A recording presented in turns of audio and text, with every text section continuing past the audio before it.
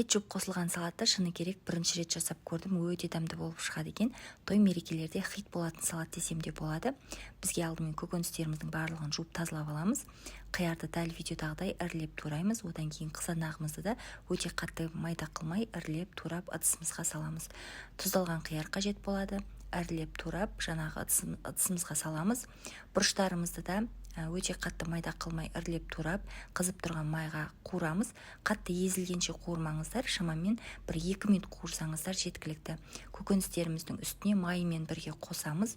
Одан кейін чесногымызды ұсақтап тураймыз. Қаласаңыздар үгіштен өткізіп қоссаңыздар да болады.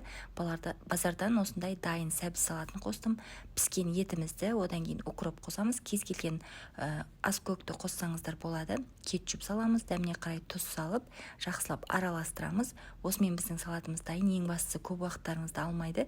Тез-ақ дайын болатын салат, және де өте тойымды салат.